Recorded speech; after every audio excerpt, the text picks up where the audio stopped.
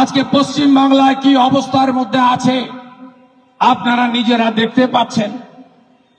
এই বাংলায় আমরা মা মাতঙ্গিনী হাজরার এলাকার মানুষ, এই বাংলায় বহু মহিলা স্বাধীনতা সংগ্রামী আমরা দেখেছি। আমরা রানী রাসমণি থেকে মেদিনীপুরের রানী শিরোমণি, এই বাংলায় প্রতীত যশা মাতৃশক্তি আমরা দেখেছি। এই বাংলায় স্বামী বিবেকানন্দ তার প্রতিষ্ঠিত বেলুড় মঠে অষ্টমীর দিন কুমারী পূজার মধ্য দিয়ে মায়েদের পূজিত করেছিলেন, মেয়েদের পূজিত করেছিলেন।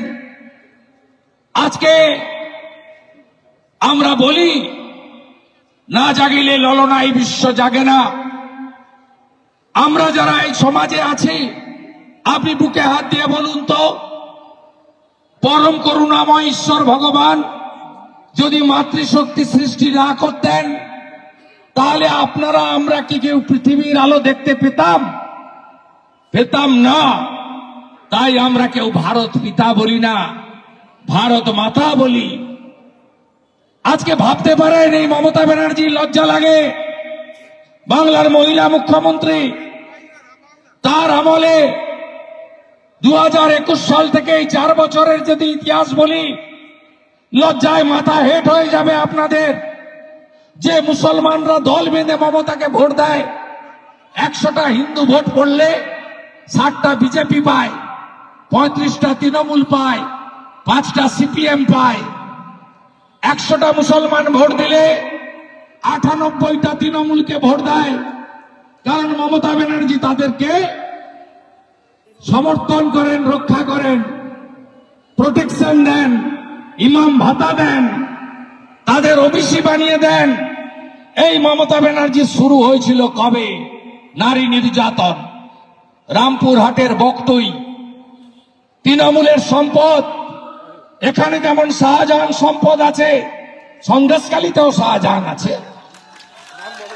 ঠিক একইভাবে রামপুরহাট বীরভূমের বকটুইতে ভাদু আর আনারুল, তারা পেট্রোল দিয়ে শিকল তুলে 7 জন মুসলিম মহিলা, 4 জন শিশু কন্যাকে পুড়িয়ে দিয়ে এই বাংলায় নারী অত্যাচার, নারী নির্যাতন, নারী খুন মমতা ব্যানার্জি এই তার 4 বছরে হাতে খড়ি দিয়ে শুরু করেছিলেন।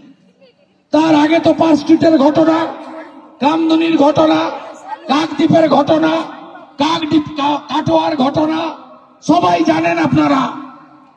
তারপর থেকে আপনি দেখুন একটার পর একটা হাঁসখালি ক্লাস 9-এর ছাত্রী, শিডিউল কাস্ট পরিবার, নমশূদ্র পরিবারের, তাকে উপপ্রধানের ছেলে জন্মদিনে ডেকে ধর্ষণ করে পুড়িয়ে হসপিটাল যেতে দেয়নি। হসপিটাল গেলে ওই বোনটা হয়তো বেঁচে যেত, বাড়িতে বিনা চিকিৎসায় মারা গেছে, শ্মশানে নিয়ে গিয়ে পুড়িয়ে দিয়েছে, ডেথ সার্টিফিকেটটাও কেউ দিতে পারেনি। তারপরে কালিয়াগঞ্জে আবার শিডিউল কাস্ট পরিবার, রাজবংশী পরিবার, ক্লাস 12-এর ছাত্রী, এখানে তৃণমূলের উপপ্রধানের বেটা, ওখানে তৃণমূলের অঞ্চল সভাপতির বেটা, নাম তার জাভেদ, সেখানেও ধর্ষণ করে খুন। তারপর থেকে আরজিকরের অভয়া, কসবা, মাটিগাড়া, ময়নাগুড়ি, গোটা রাজ্যে আপনি যদি তাকিয়ে দেখেন, কোন বোন, কন্যা, দিদি কেউ সুরক্ষিত নয়। এমনকি তৃণমূলের যে মহিলারা, তারাও সুরক্ষিত নয়। গত পরশুদিন সিউড়ি 2 নম্বর ব্লকের পঞ্চায়েত সমিতির সভানেত্রী রাস্তায় দাঁড়িয়ে তৃণমূলের জিহাদি বাহিনী তাকে উদম মারছে, টিভিতে দেখছেন। আজকে তৃণমূলের মহিলারাও এই জিহাদি ধর্ষকদের হাতে সুরক্ষিত নয়। তাই আমরা আওয়াজ তুলেছি, কন্যা বাঁচাও, মমতা হটাও, মমতা হটাও, কন্যা বাঁচাও। এই বাংলায় মাতৃশক্তিকে রক্ষা করতে হবে। কেন ঘটছে? ঘটছে এই জন্য সব জায়গায় তৃণমূল, পুলিশ মানে তৃণমূল, পুলিশের নিচের তলা নয়, উপরের তলা। আপনারা জানেন এখানে গোপলা বলে এক ওসি ছিল, কে অত্যাচার করেনি বাগচাতে? আপনারা ভুলে যাননি সেসব কথা। বিজয় ভূঁইয়া সহ একাধিক ভারতীয় জনতা পার্টির কর্মীর আত্মবলিদানে ময়নাতে বিজেপি আজ শক্তিশালী হয়েছে। আজকে আমরা এমএলএ জিতেছি। আমরা লোকসভা নির্বাচনে ময়না থেকে প্রায় 10,000-এর বেশি ভোটে আমাদের প্রার্থীকে এগিয়ে লোকসভায় পৌঁছে দিতে পেরেছি। ময়না সমৃদ্ধ হয়েছে বাগচাতে একাধিক শহীদের বিনিময়ের মধ্য দিয়ে, আত্মবলিদানের মধ্য দিয়ে।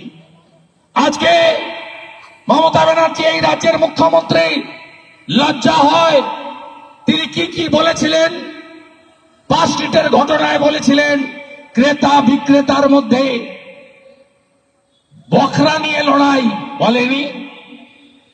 কাকদ্বীপের ঘটনায় বলেনি ফুল রেপ হলে 20,000, হাফ রেপ হলে 15,000 টাকা ক্ষতিপূরণ দেব। এটা আমার কথা নয়, বিরোধী দলনেতার কথা নয়। এই বাংলার লজ্জা, এই বাংলার গর্ব মমতা নয়, এই বাংলার লজ্জা মমতা। তার ভাষণ এই মমতা বন্দ্যোপাধ্যায় বলেনি হাঁসখালির ঘটনায় লাভ অ্যাফেয়ার্স ছিল, প্রেম ছিল, বলেনি। এই মমতা ব্যানার্জি কালিয়াগঞ্জের ঘটনায় যে মহিলাটি অন্তঃসত্ত্বা ছিল, এই মমতা ব্যানার্জি বলেনি অভয়ের ঘটনায় 10 লক্ষ টাকা তো দেওয়া যেতেই পারে। আজকে মুখ বন্ধ কেন? সব কথায় তো আপনি ফটফট ফটফট করেন। উত্তরপ্রদেশ নিয়ে ফটফট ফটফট করেন, মণিপুর নিয়ে ফটফট করেন। 5 দিন হয়ে গেল কসবা ল কলেজ আপনার বাহিনী করেছে, ভাইপো গ্যাং, মনোজিৎ, জুবের, আপনার ভাইপো গ্যাং করেছে। আপনার মুখ বন্ধ, আপনার সোশ্যাল মিডিয়ায় বক্তব্য নেই, সাংবাদিক সম্মেলন নেই, ভাষণ নেই। থাকবে কোথা থেকে? আপনার নেতা রাজ্য সরকারের স্টেট রুরাল ডেভেলপমেন্ট অথরিটির চেয়ারম্যান, SNDA চেয়ারম্যান, নাম তার অনুব্রত মণ্ডল, নিকনেম তার কেষ্ট মণ্ডল। তিনি পশ্চিমবঙ্গ সরকারের বড় পদে, তার সঙ্গে 22 জন সিকিউরিটি থাকে। তিনি নীলবাতি লাগানো ইনোভা BMW চড়েন, অনেক টাকার মালিক। 2 বছর দিল্লি তিহার জেল খেটে এসেছেন। তিনি ফোন করে বোলপুরের আইসিকে বলছেন তোর মাকে, তোর স্ত্রীকে 5 বার বলেছে, ভাষা মুখে বলা যাবে না, কানে শোনা যাবে না। আপনি তাকে গ্রেফতার করতে দেননি। আমরা বিজেপি, পুলিশেরও মা বোনের মর্যাদা আছে, তারাও আমাদের মা বোন, তারাও আমাদের দিদি। আমরা বোলপুরে গিয়ে নারী সম্মান যাত্রা করেছি। পুলিশের মা বোনের সম্মানহানির বিরুদ্ধে প্রতিবাদ আমাদের করতে হয়েছে। তাই আজকে ময়নাতে আমি বলতে এসেছি মা বোনেদের কাছে, কন্যা রত্নকে যদি বাঁচাতে হয় মমতাকে ভাগাতে হবে। জোট বাঁধন তৈরি হন, বাঁচাতে হবে। তৃণমূলকে তাড়াতে হবে। তৃণমূল মানে চোর, তৃণমূল সব খায়, শৌচালয় পর্যন্ত খেয়ে ফেলেছে তৃণমূল। আমাদের ভিডিও ভালো লাগলে লাইক এবং শেয়ার করুন।